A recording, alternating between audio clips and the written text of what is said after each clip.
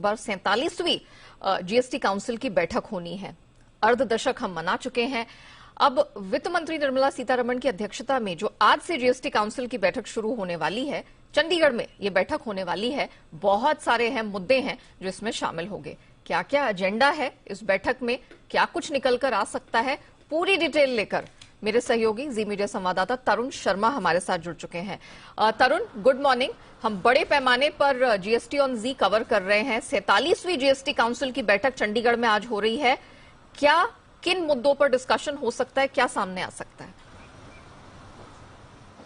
बिल्कुल, good morning ma'am. मैं आपको बताना चाहूंगा कि 47 जो जीएसटी काउंसिल की मीटिंग है 6 महीने बाद हो रही है। लास्ट मीटिंग नवंबर में हुई थी, तो लिहाजा एक भारी भरकम एजेंडा है आज की मीटिंग के लिए। 10:30 बजे ये मीटिंग स्टार्ट होगी। स्टेट्स के फाइनेंस मिनिस्टर और देश की फाइनेंस मिनिस्टर निर्मला सीतारमण की अध्यक्षता में ये मीटिंग होगी।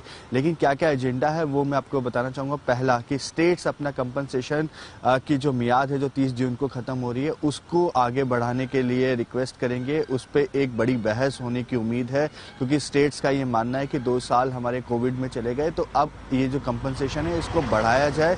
एटलीस्ट 3 से 5 साल सेंटर अभी और स्टेट्स को कंपनसेशन दे। लेकिन जो हमारे सोर्सेज हैं वो ये बता रहे हैं कि काफ़ी मुश्किल है इस पे एक सहमति बन पाना, क्योंकि एक्ट के हिसाब से उनको 5 साल तक का ही प्रावधान था इस कंपनसेशन के लिए।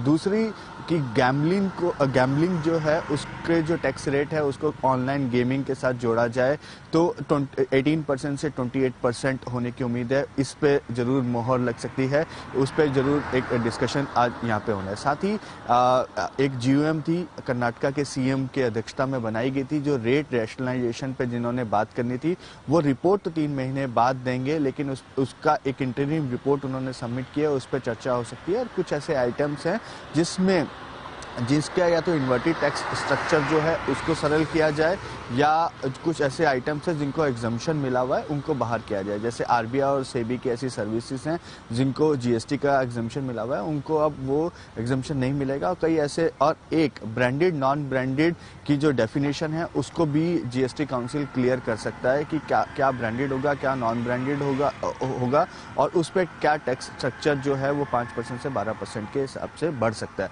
तो जिसका सीधा सीधा असर आपके हाउस होल्ड सेक्टर पे पड़ सकता है। जैसे दही, कर्ड, लस्सी, ये सब चीज़ें उस कैटेगरी में इंक्लूड होती हैं।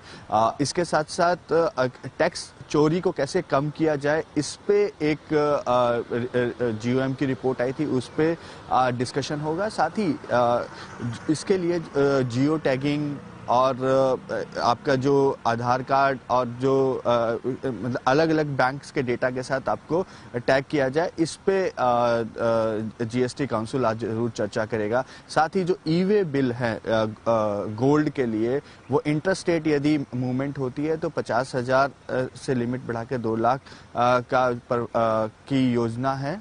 जो इंटरिम रिपोर्ट की कमेटी की जो रिपोर्ट थी उन्होंने ये सजेस्ट किया है कि 2 लाख रुपए से यदि ऊपर के यदि ई वे बिल बनते हैं स्टेट्स में तो उस पे चर्चा की जाए। तो ये एक भारी भरकम एजेंडा आज का है। 2 दिन मीटिंग चलनी है और हम उम्मीद करेंगे कि शाम तक क्लैरिटी आ पाएगी कि क्या क्या फैसले हुए। बिल्कुल लंबी चौड़ी लिस्ट है और आपको बता दें कि तरुण पूरी तरह से इस पर पैनी नजर बनाए हुए हैं। अगले 2 दिन तक वो चंडीगढ़ में मौजूद रहेंगे और जीएसटी काउंसिल की जो 47वीं बैठक है उसकी पल पल की अपडेट हम आपके सामने रखते रहेंगे। शुक्रिया तरुण वो डिटेल रखने के लिए। सिर्फ यही नहीं, जीएसटी पर आप देखना ना भूलें हमारी खास कवरेज जीएसटी एट 5।